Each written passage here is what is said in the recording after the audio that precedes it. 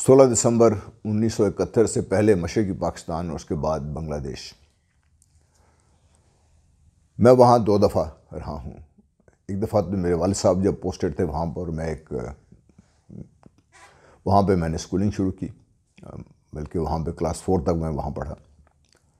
ایک تو وہ حالات تھے، پھر اس کے بعد دوبارہ 1970 میں مجھے میری یونٹ وہاں پہ جسور موو کی گئی، تو میں اس وقت بھی اپنے یونٹ کے ساتھ وہاں گیا۔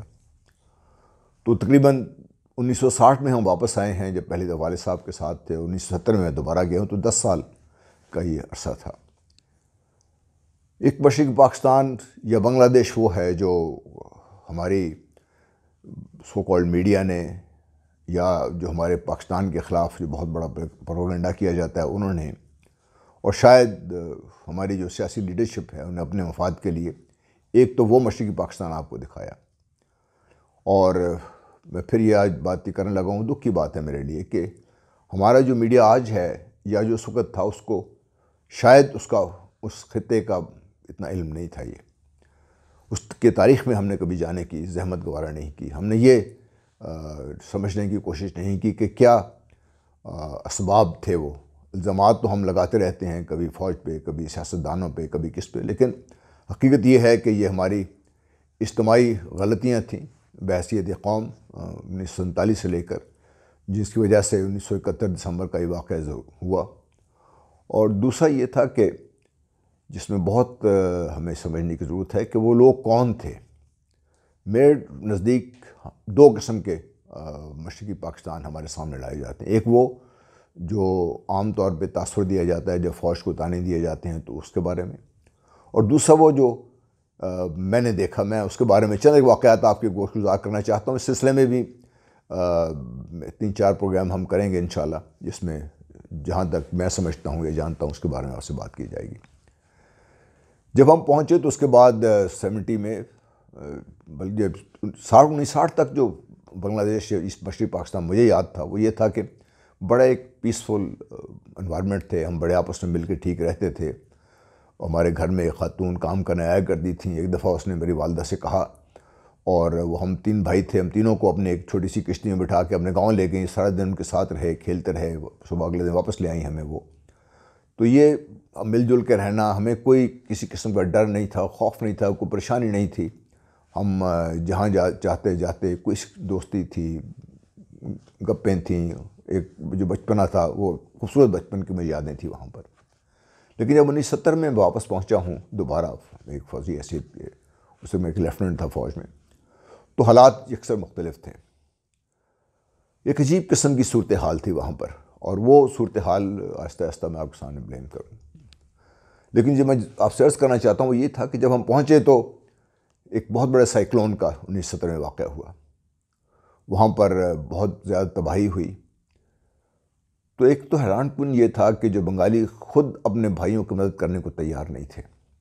مغربی پاکستان میں لوگوں کو درد بھی بہت تھا، یہاں سے بہت امداد بھی گئی، پھر وہ مغربی دنیا نے بہت ہماری مدد کی، لیکن بنگالی خود اس کے لیے باہر نہیں آئے۔ ہمیں افواج پاکستان نے اس وقت بھی اپنے بنگالی بھائیوں کی پوری طرح مدد کی، اور سائیکلون کے جو اثرات سے اس سے نکلنے میں بہت حد تک کامیاب ہو گئے۔ پھر الیکشنز کا دور شروع ہوا، تو اس کے لیے جب ہم اپنے ذمہ داری کے علاقے میں گئے تو ہماری جو ذمہ داری لگی وہ ایک نڑائل جو جسور کی ایک تحصیل تھی وہاں پہ جانے کا اتفاق ہوا۔ اور گئے وہاں پہ اسسٹنٹ کمشنر تھے جو وہاں کے، وہ ایچسن کالج کے پڑھے ہوئے تھے۔ تو وہ ہمیں جہاں پہ ہماری ذمہ داریاں تھیں جب ہم سمجھ گئے تو ہم نے وہ سارا علاقہ دیکھنے جانا تھا۔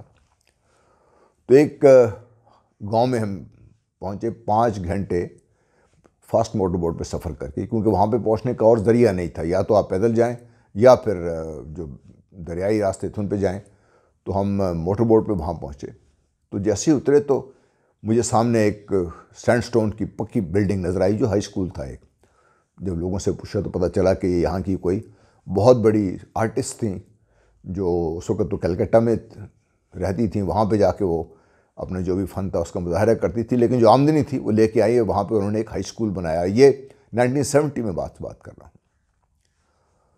اس سے جب ہم تھوڑا سا آگے نکلے تو دوسری چیز جو مجھے نظر آئی وہ تھی ایک بہت بڑی عمارت جو محل نما عمارت تھی، اس وقت اس کی حالت کتنی اچھی نہیں تھی. تو ہمارے ساتھ جو وہاں پہ لوکل گائیڈ تھے، ایک بزرگ تھے سفید داڑھی میں، ان سے میں نے پوچھا کہ یہ کون سی بلڈنگ ہے. تو وہ سن کے رونا لگ گیا. میں گھبرا گیا کہ میں نے پتہ نہیں کوئی غلط بات پوچھ لی. تو میں نے جو اسسٹنٹ کمشنر تھے ہمارے ساتھ، ان سے انگریزی میں پوچھا تو انہوں نے کہا جی کہ نہیں، آپ نے کوئی ایسی بات نہیں کی. تو جب اس بزرگ سے ہم نے بات کی تو انہوں نے کہا کہ جی میں آپ کی بات پہ کسی پہ نہیں رویا، بلکہ میں یہ یاد کر کے رویا ہوں کہ یہ محل مجھے یاد دلاتا ہے کہ ہمارے ساتھ ہوتا کیا رہا ہے اور ہو کیا رہا ہے. ایک اور بھی چیز مجھے اس وقت پتہ چلا کہ نیل باقاعدہ ایک فصل ہے، کیمیکل نہیں ہے وہ.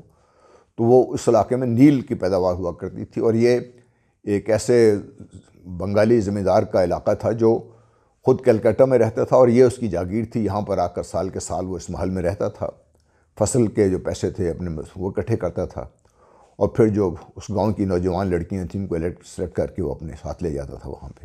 ان کے ساتھ کیا ہوتا، بہرحال وہ ایک بزرگ نے کہا کہ مجھے یہ معلوم نہیں ہے کہ میری ماں بھی انہیں نوجوان لڑکیوں میں تھی، مجھے یہ معلوم نہیں کہ میرا والد کون ہے.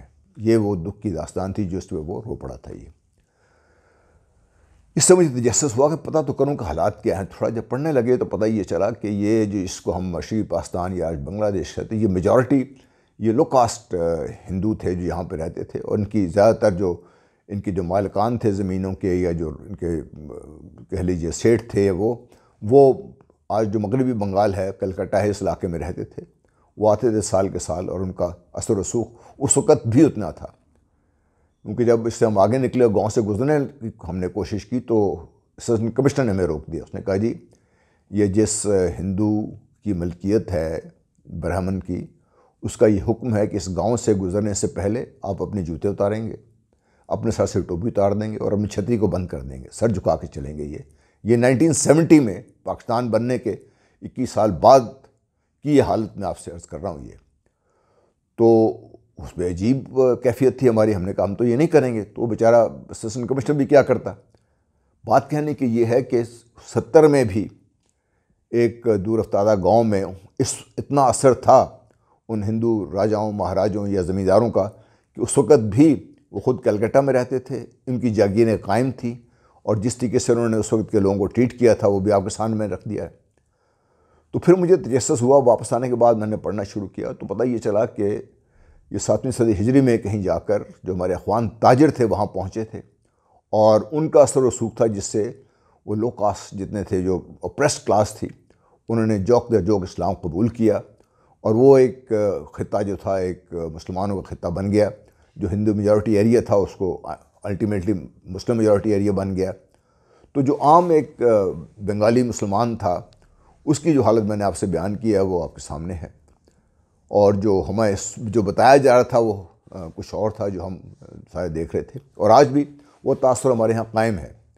میں آگے چل کے آپ کو اور بھی ایسے واقعات بتاؤں گا جس سے کم از کم میں آج تک اس چیز کو ریشنلائز نہیں کر سکا کہ اگر ڈھاکہ شہر میں یا جسور شہر میں یا کھلنا شہر میں یا چٹاگانگ شہر میں ایک سوچ تھی، تو ان سے باہر نکل کر جب ہم دیہاتوں پہ پہنچے تو وہاں یہ سوچ مختلف کیوں تھی. کیونکہ وہاں پر لگتا مجھے یہ تھا کہ یہ تو پاکستان کے اتنے ہی حق میں ہیں جتنے شاید ہم ہیں، یہ اتنے ہی پاکستانی ہیں جتنے ہم ہیں. تو یہ جو باقی شہروں میں ایک شور و غوغا مچا ہوا ہے، یا جو میری میڈیا نے آج بھی ہمارے لوگوں کے ذہن میں یہ بٹھایا ہوا ہے، وہ کیسے تھا، وہ کیوں ہوا، سارا کچھ ہوا. یہ ایک چیز ہمارے سمجھنے کی ہے. شاید یہ آج بھی اس قسم کا تاثر دینے کی کوشش کی جا رہی ہے پاکستان کے مختلف علاقوں میں. خاص طور پہ جب ہم بلوچستان کی بات کرتے ہیں تو میرا میڈیا آج بھی مجھے یہ بتاتا رہتا ہے کہ شاید مشرقی پاکستان میں حالات نہ ہو جائیں وہاں پہ. ان کو یہ بات سمجھ نہیں ہے کہ مشرقی پاکستان کے حالات کو بگاڑنے میں ہمارا اپنا رول جو تھا، اس میں یہ ہماری جو سمجھ تھی اس کا بھی تاثر تھا کہ وہ صرف شہروں تک جو محدود لوگ تھے ان کی سوچ مختلف تھی، اور جو شہروں سے باہر تھے یا دیہاتوں میں تھے یا دور افتادہ میں تھے ان کی سوچ کیا تھی، وہ آہستہ آہستہ انشاءاللہ آپ سے وہ بھی ذکر کریں گے انشاءاللہ. اللہ حافظ.